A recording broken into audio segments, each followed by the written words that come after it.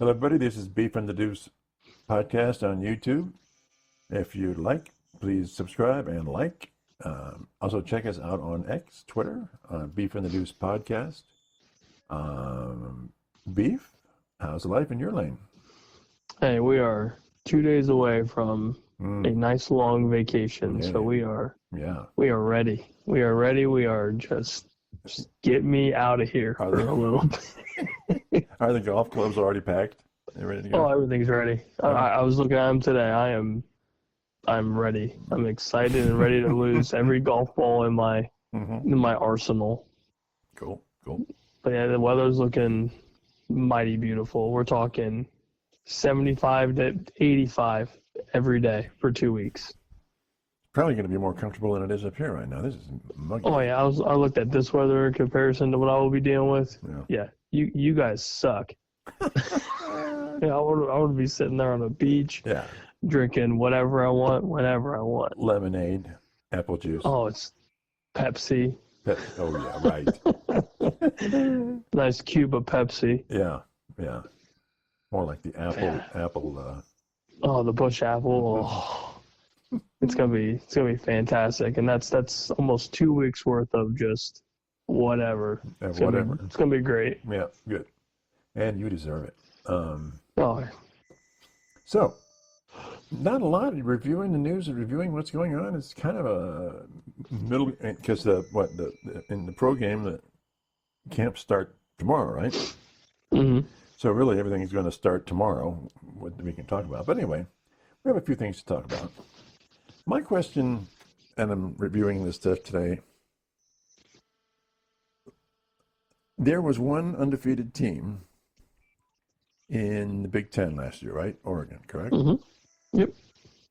What say you about the possibility that there'll be two undefeated teams at the end of the regular schedule, 12 games? And who would they be, of course? So my thought is, and it's gonna sound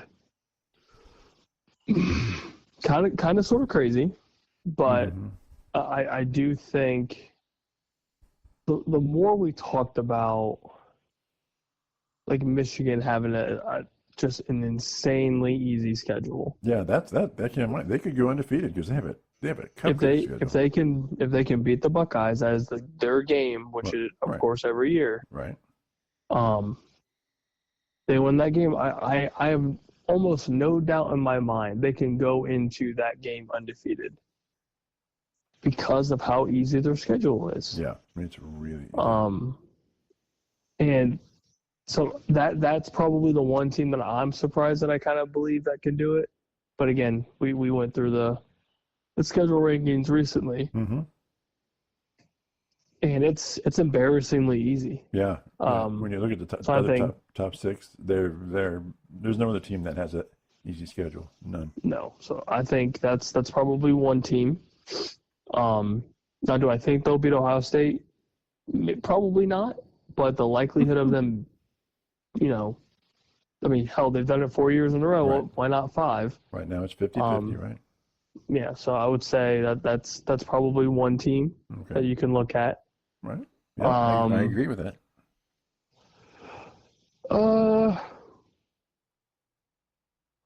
It sounds kind of crazy. Again, because I am, I like to stir the pot a little bit. Mm-hmm. Penn State could do it if they can get finally over the hump of beating just good teams. Like Ohio State, right? Yeah, like if they could beat Ohio State, that's their marquee game of the year. If they do that, the rest of their schedule, if I'm not mistaken, it's pretty damn easy. Yeah, it's not too bad. Looking at it here, what do they got? Penn State, they're playing Oregon, Iowa, Buckeyes, Indiana. Those are the top games for them. Yeah, and they could. I mean, if Iowa's newly established quarterback doesn't really do much, then it's just the same traditional Iowa squad. Mm-hmm. Oregon is probably rolling the dice with a quarterback that hasn't played football in over a year. Mm-hmm. So that's interesting to kind of wait and see. Mm-hmm. Well, and then you have the Buckeyes, who are completely, for the most part, pretty damn new. So it's hard to tell what we're even going to be. Right. So Penn State could possibly do it. I don't believe in James Franklin, so in my mind they can't do it. But if you look at schedule-wise, it's possible. Mm-hmm. Okay, yeah. As much as I hate to say it, Ohio State's got a tough road to go undefeated. Yep, I don't think they could do it, which sucks to say. So you're saying that Michigan and Penn State will beat Ohio State this year? I guess I'm saying this is from you, right?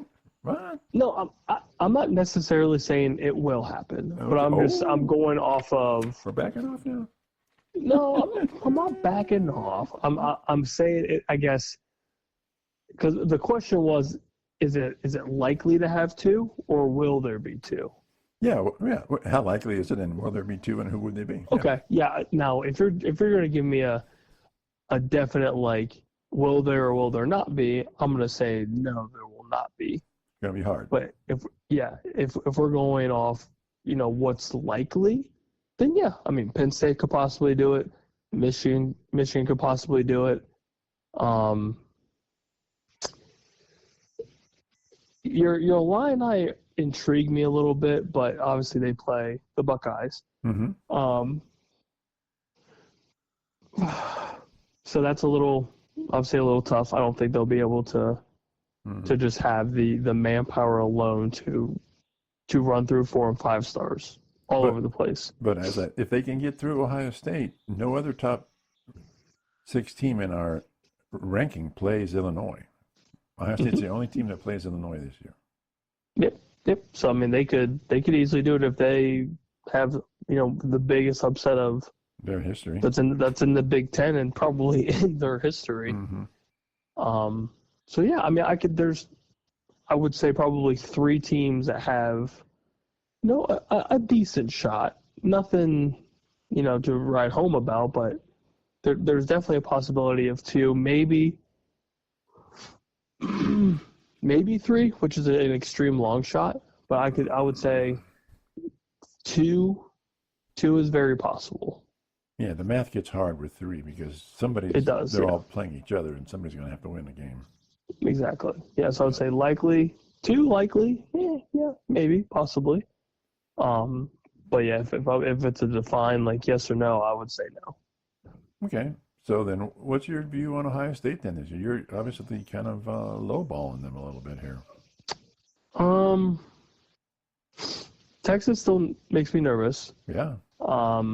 Which it should be for everybody. Yeah. If Arch is as good as they say he is, then we should be nervous. Yes. And then the Michigan game. I mean, the last 4 years, it's just been letdown after letdown after letdown. And until Ryan Day changes that specific culture of that week, it will forever make me nervous. And again, that game makes me nervous every year, regardless of if it's Ryan Day or if it's Urban Meyer or whoever. It's the rivalry. Yeah, but they've had our number. So yeah, those 2 games make me nervous. And but you're not like we were going over with the schedule in general. It's not an easy schedule. No, when you look at it in its entirety. Yeah. No, but what's your take then when they play Penn State? I still think it's similar to Michigan coaching over Ryan Day. I feel like Ryan Day just has Franklin's number.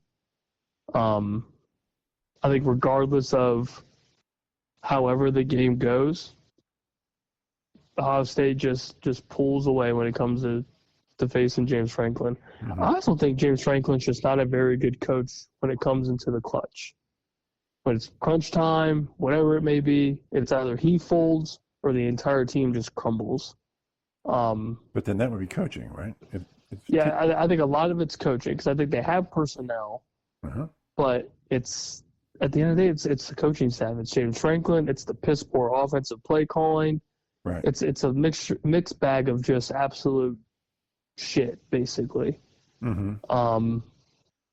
And until he changes that aspect of his, coaching realm, if you will, then if I'm a Penn State fan, I have no faith in that squad when it comes to probably the biggest game of their regular season.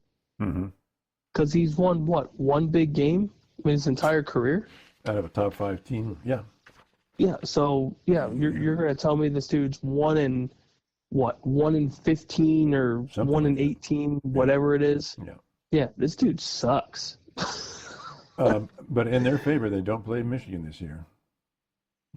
So that benefits good old James Franklin, so he can just run his little mouth, saying that he's got this squad and they deserve to be the one of the best teams in the nation and blah blah blah blah blah. Like, okay, buddy, we'll see come November, big guy. Okay, all right. Okay, I agree. So I think it's unlikely that there'll be 2 undefeated teams. I just think it's really hard to do. I think it's going to be hard for anybody to be undefeated. I see it at bare minimum 1 loss for somebody. Except one for Michigan. loss for Michigan's got if their quarterback is as good as they say he is, then they've got their own easy street. So they could be undefeated. Oh, yeah, and especially because the like you said, the majority of the schedule leading up to the game, that gives, if it ends up being Bryce Underwood, which I think a lot of us are assuming that it will be, that's a lot of practice. That's a lot of everything that you need, especially for a freshman to kind of get ready for the biggest game of his collegiate career. Yeah. So, Okay, I thought that was an interesting question. oh yeah, absolutely. What do you make of all this Ohio State? It's like Ohio State's playing everybody, and everybody else. I know these schedules are well in advance and they're all laid out. But Ohio State really has a tough schedule compared to everybody else, especially with Texas. Is that you commend the team for playing a tough schedule and scheduling Texas, and no one else has a marquee game this year. But are they shooting themselves in the foot potentially, or as you say, it's an early season game, and if they stumble, they can still come back and make the playoffs, which is what happened last year, right? They had 2 losses and made the playoffs. Yep, and I think it's good because you figure out who you are early. You figure out what, even though it's week 1. Every team has their struggles week 1. It doesn't matter who you are. There's never a perfect game. There's never a perfect game when you work into, the latter weeks of the season. Right. But at least early on, you can kind of figure out for example, this section of the O-line is struggling on pass protection, or that the defense is running, this blitz scheme, we can't cover it for shit. Something. Or if, Julian Saint ends up being the week 1 starter, he struggles on, blitz packages coming from his blind side. Or, just little things. But, if that ends up being the case early on, sweet, there's problems week 1, that's fine. You fix that throughout the season, and you hopefully perfect it when it gets, closer and closer towards the game. And then hopefully we just beat the brakes off of the team up north.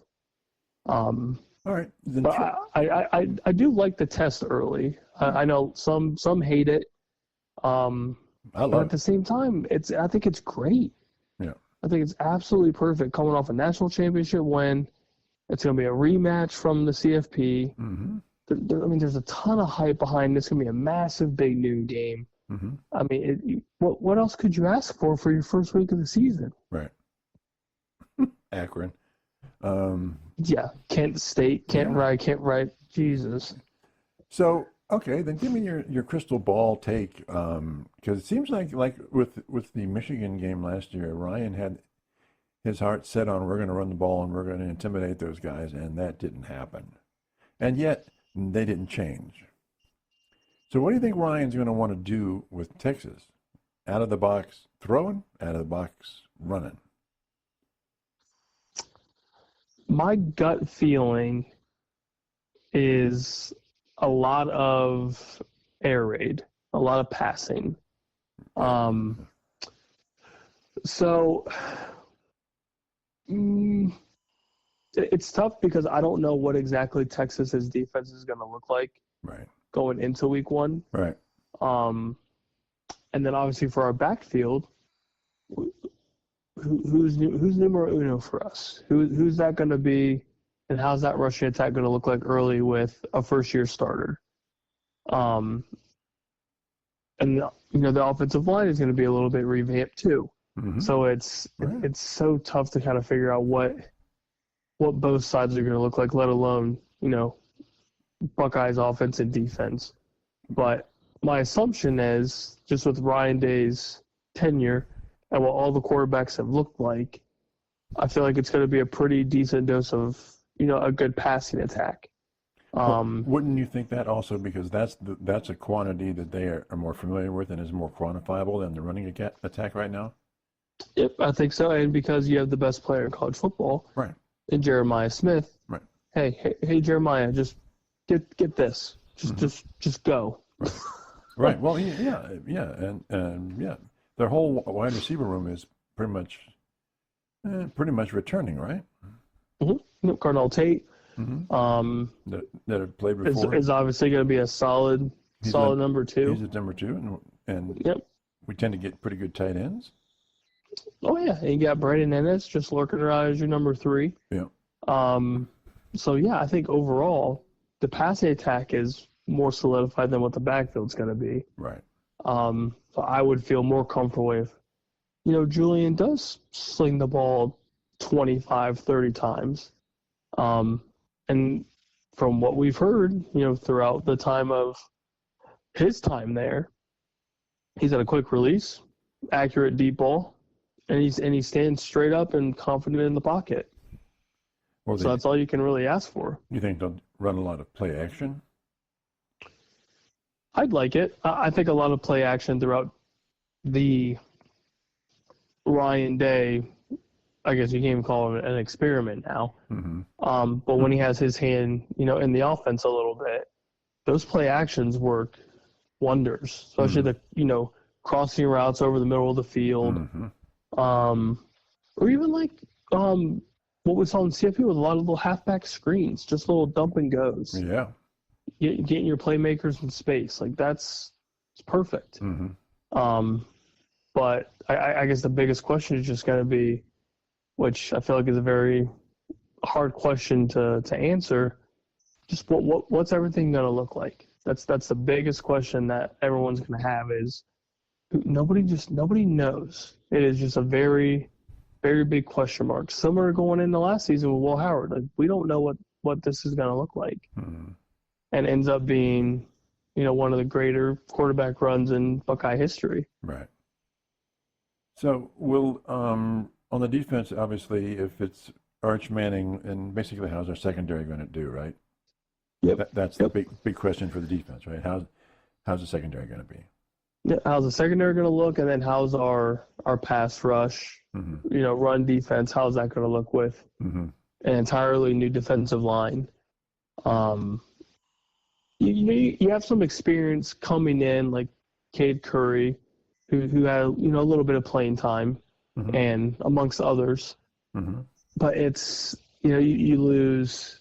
You're fortunate if you don't lose Caleb Downs, who's going to be your defensive captain. Yeah. More. I'm just going to assume that now. Right. So at least you have one of the best defensive players in college football, and you have the best offensive player in college football. So that's going to benefit you big time. Okay. So if Class says that Arch is like Lawrence, so if he's like Lawrence, how's that going to work against Ohio State?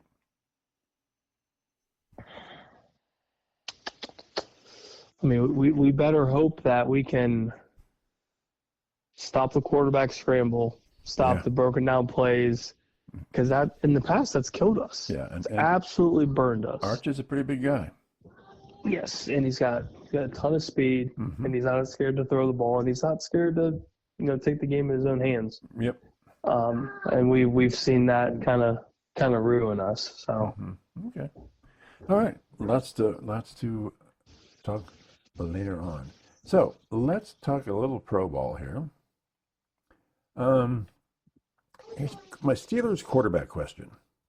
I'm going to assume going into the season that Steelers are going to have Rodgers, Rudolph, and then Howard. That's their 1, 2, and 3. Do you think that will, barring an injury, if no one gets injured, do you think that's just going to stay that way the entire year? And if it does, and Rodgers goes into next year with the Steelers, and it's 1, 2, 3. Do you think they'll actually leave it 1, 2, 3 and 1, 2, 3 for 2 years in a row? I don't see why not. I don't see why not, because Rudolph you have for 2 years, got him for super cheap. Yeah. So you really have nothing to lose. And he's not a bad quarterback. Yeah, and he's proven to be pretty decent. Yeah.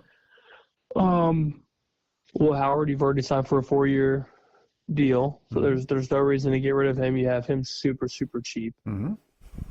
And then the good old Aaron Rodgers experiment, round 2. Mm-hmm. Outside of the guaranteed 10-something million, and we dove into this last time, it's not necessarily the worst idea, because it seems like the Steelers aren't ready for a complete rebuild, and they're trying to bring in some sort of veteran leadership, veteran play to have, one last hurrah for however long Tomlin has, which my guess is it's probably not much longer, because there's really nothing else for him to prove outside of winning another Super Bowl. Well, yeah, that's a pretty good idea. So, yeah, it's always great. But yeah, I guess I guess my issue with the Steelers is, like, do they believe they can win now, and that's why they brought Aaron Rodgers in? Oh, I think, or are they for sure, or is it just one of these, like, we're really not ready just to start with Rudolph, or we don't believe Howard can do this now, so we'll bring in Rodgers for a year and maybe kind of buy that year for Howard to develop, or maybe, if I don't know, if maybe it's Rodgers, and then if he just sucks, it's Rudolph until all else fails. I don't know. All right. Oh, I think they want to progress into the playoffs now. They don't want to. Yeah, there's a reason they didn't draft a quarterback in the first round. They waited for Rodgers. And they're pretty. I don't know. Maybe I'm crazy. I feel like all the hoopla and all the just the random drama, I guess, like it's unless we're just getting absolutely bamboozled out here by Aaron, like I feel like the Steelers know something that, like, us little people don't, or like he's secretly been staying in shape, doing whatever, and then, like, this is just a very easy, like, yeah, we'll sign you sort of thing. I don't know. Well, he's had the playbook for over a month now. I mean, Okay. So he knows the system. Okay. So I guess do you think it's beneficial for the Steelers to ride this year out and see what happens? Yeah. With Rodgers? Yeah, absolutely. Yeah. Okay. Yeah, I think he gives them a better chance than they had last year. Much better chance than Wilson. Are you kidding me? Oh, Wilson's doo-doo. I am a firm believer they should have stuck with Fields. Firm believer. Yeah. Well, Fields wanted out, so he got out. So. Yeah, and now he's got week 1. Yeah. Week 1 with old Aaron. It's going to be beautiful. Mm-hmm. But yeah, to answer your question officially, I'd say they stick with the 3. solely with Rodgers being as old as he is. Mm-hmm. Rudolph's already on a 2-year deal, and there's no reason to get rid of Will Howard after you just signed him to his rookie deal. Right. So Right. I think sticking with 3 is business-wise, it's very smart, and also I think personnel-wise, I think it's always smart to have at least three total quarterbacks. Yeah. So you think even going into next season they'll have the same lineup? Yeah, because I mean, it also depends on what Rodgers is going to do after the first year. Yeah. But even then, next year's quarterback draft, say if they do just end up tanking and just being absolutely terrible, next year you're looking at some decent names going into that draft. So you can always reach for the stars for Archmane if you're that bad. But I don't see him being, top 5 draft pick worthy that bad. But so if they drafted high-end quarterback next year, does that not bode well for Howard? Unless they're just trying to build depth, like young depth. Because, I mean, Rudolph's still, upper 20s, maybe even in the 30s.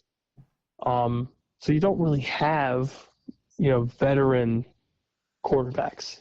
Right. So Will Howard would be going into year 2, which, it is what it is. Mm-hmm. Who knows if Rodgers is going to play? But Rudolph played with the Steelers before, right? So he knows the Steelers. Yeah. So he knows the system. He knows what's going on. So if he ends up wanting to stay, and then you resign him, then that bodes well. You have veteran leadership. Mm-hmm. But yeah, it would be weird to have 2 young quarterbacks. But then again, if you can't sign a decent veteran, you're kind of screwed. You're all in on one guy. Right. So I mean, who knows? Yeah. Who the hell knows? Oh yeah, it'll all change.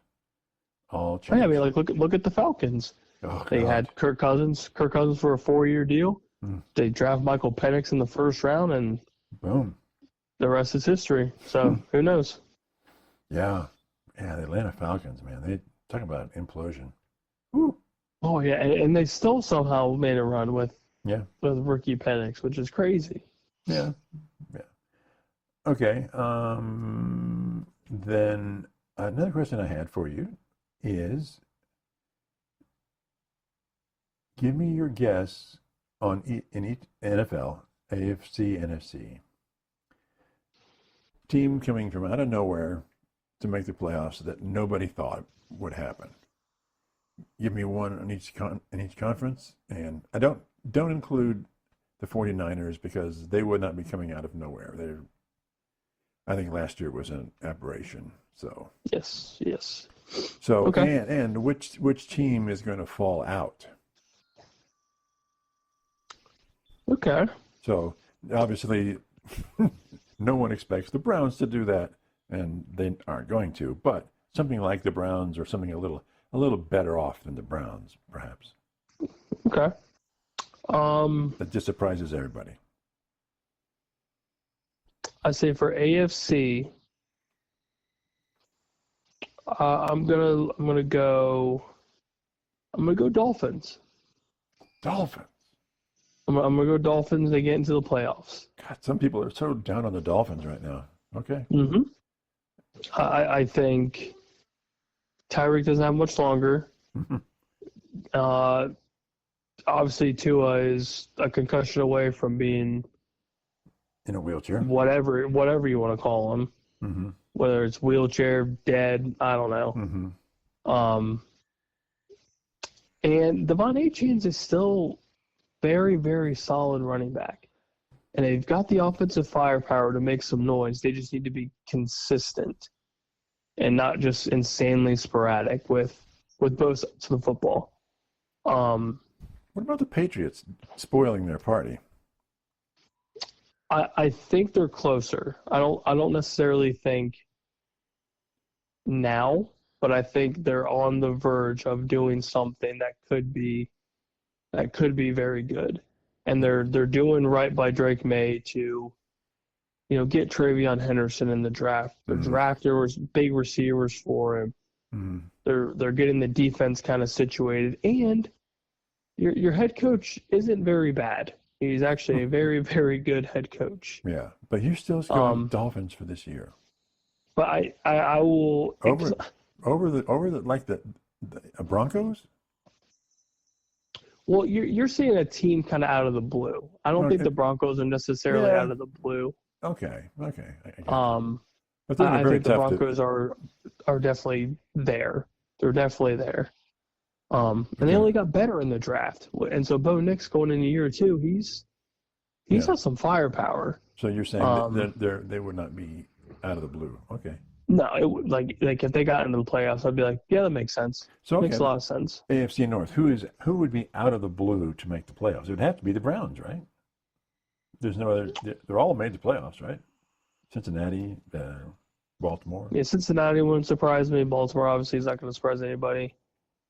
Steelers have made it the last 20 years or so. So there's only one in that division. Okay, let's go AFC East. Then you would say Dolphins, Patriots, and Jets are just they're just hoping to maybe break 500. That's the goal. That is the ceiling for them, is try to break 500. So you got yours Dolphins in that division. Then how about the South? I'm going to take a flyer and say Jacksonville gets something figured out. God. I think Liam Cohen. Yeah, why not? I don't know. Healthy Trevor Lawrence. Okay. Brian Thomas Jr. is a stud. Rushing attack needs a little bit of work. So maybe Tank, maybe ETN. Who knows? And if they do right by Travis Hunter and they do what they're supposed to do, and not completely burn this dude out, that offense could be very good. Okay, so you're completely eliminating the Colts and the Tennessee, right? And Titans, Tennessee is way far back. Yeah, and I think the Colts are on near dumpster fire status, right? Yeah, and the Texans are only getting better, so it's not obviously a surprise to them if they made it. All right, so there's So you got the Jazz. And they're going to be adding your boy Nick Chubb tomorrow, so you got Nick Chubb and Joe Mixon in the backfield. Loving it. Which is going to be insane. So what about the West then? Obviously, anybody. Well, the only long shot would have been Las Vegas, right?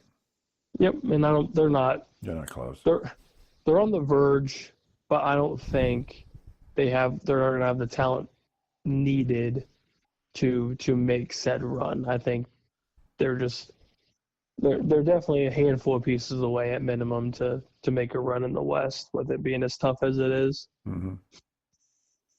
Okay, so then you're basically left then with the Dolphins, right? So you would say then who falls out? AFC wise. My guess would be probably Pittsburgh. If I had to just throw in a team out there, I could see them falling out of the playoff run for that last spot. So if you look at it, you've got, if you're going off of what I'm looking at, Buffalo's probably winning the East. Right. Miami sneaks in. AFC North, you got Baltimore and Cincinnati probably. Okay. So Houston probably wins the South. And then Kansas City and I'm going to say the Chargers get in. Okay, that's it then. So I guess you have Denver falling out too. Yeah, Denver would fall out too. Yeah.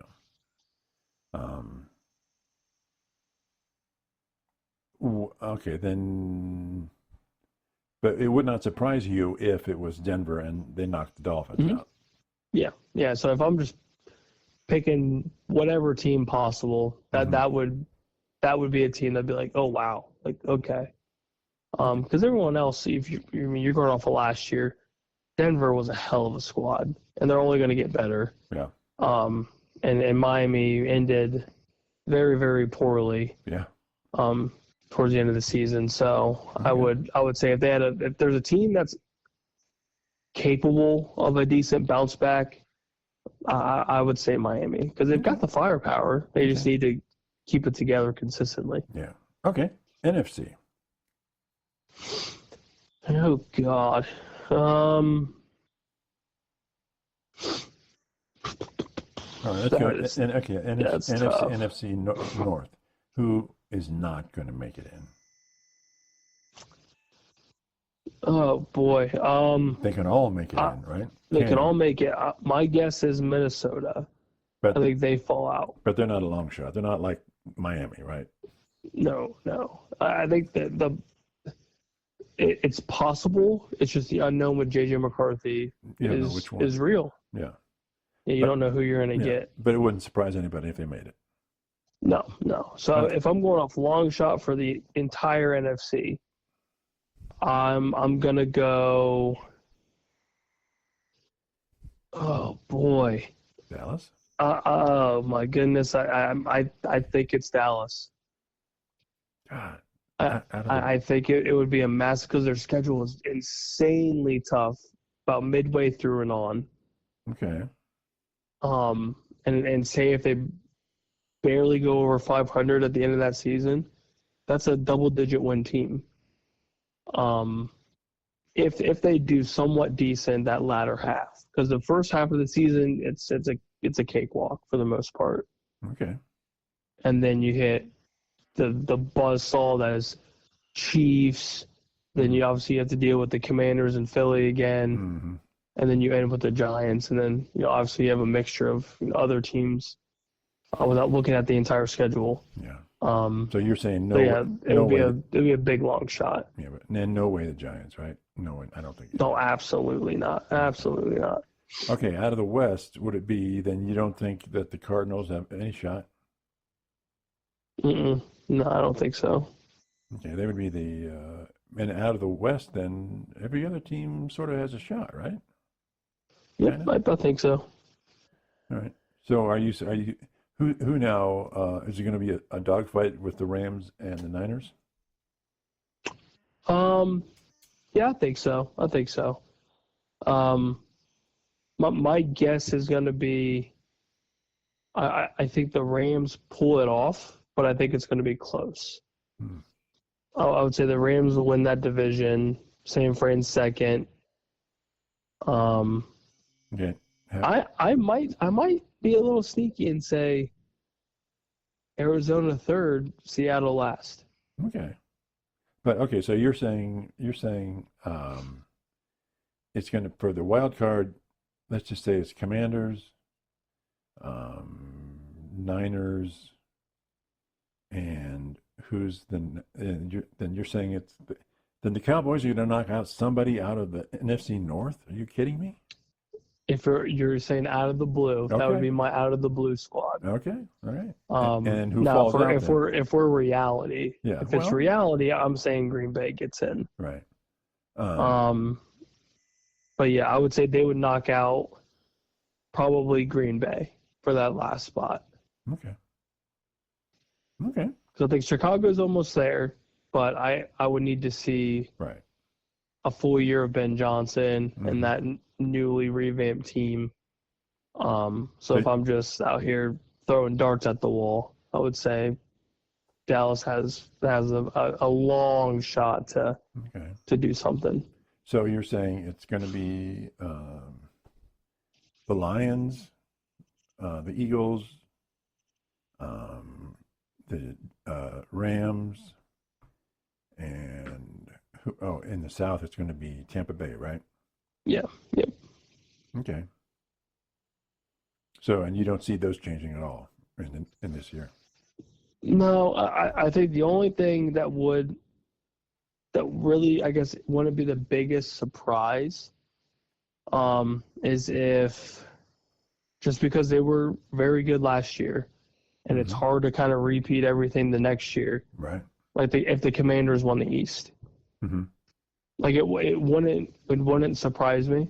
Not saying that Philly or that the Commanders are better than Philly, but it's tough to go back to back and win your division, regardless of how good you are, unless you're the Chiefs.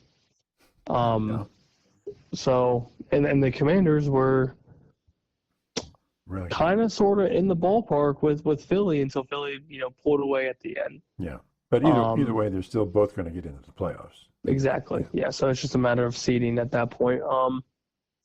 But yeah, like the North, I still think the Lions are the best team, regardless of the departure of Ben Johnson.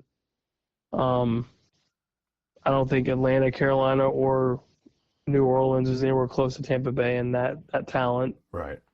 And the Rams just got better. Yeah. And San Fran's going to have to kind of figure out who they're going to be with a kind of banged up CMC. You have no Deebo Samuel, so your utility knife's gone. Mm-hmm. So how's that offense going to look with Brandon Ayuk coming off of injury? Does Brock Purdy still end up being the same Brock Purdy that we know? So it's all interesting in the NFC. It's kind of sort of up in the air. So you have Cowboys getting in a long shot, Cowboys, and falling out would be Green Bay, right? Yep. Okay. Fascinating. Well, you just don't think of the Cowboys as being a long shot, though. I mean, I do still, just because of everybody else that's in the NFC, and I think they're just overall better. And I just the whole Dak situation is so near and dear to my heart. But the addition of George Pickens could be huge for that offense. If Blue ends up taking over the backfield for the rushing attack, or if Javonte Williams or Miles Sanders pan out, like, okay, now you have your old school Dallas heavy run style that was insanely beneficial for us. Defense is still kind of hit and miss, but we force a lot of turnovers, so that could benefit us in the long run if we stay consistent with that. Yeah. So there's a lot of what ifs, and if those what ifs pan out, then it gets very, very interesting. Okay. Let's say it isn't the Cowboys. Green Bay falls. Who's the next up and comer? I would say Minnesota. Okay. Because Minnesota's got just heavy offense, and all JJ needs to do is be decent. Just needs to be decent, and that team could do some serious damage. Because nobody's stopping Justin Jefferson. Yeah. The rushing attack is still very solid. Jordan Addison's a great number 2 receiver, and their defense is pretty okay.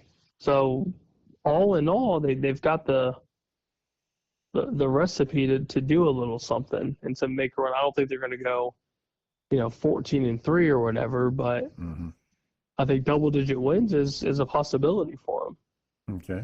And you see them as decidedly better than Chicago, right? At least right now. Okay. I think that can definitely change. But at least for right now, until we kind of see, what Chicago is, I would say the Vikings for now. Okay. Very cool. All right. Well, that's pretty much all I've got for this time. Again, kind of a slow week heading into next week. So you're going to be on vacay for a week or so, and then we'll get back with everybody in a week and a half-ish, 2 weeks, something like that. Give or take. Maybe I'll extend it. Who knows? Yeah, maybe you won't come back. They'll just stay there forever. Yeah. So how did have you finished the fence painting ordeal? Outside of the touch-ups that I need to do, that's about it. Okay. So it's basically done. Okay. Basically done. Okay. Very good. Okay. Again, like and subscribe to what we do, because we're having a good time. We're having a good time. Okay. Talk to everybody Always. soon. Have a good vacay. Talk to you soon.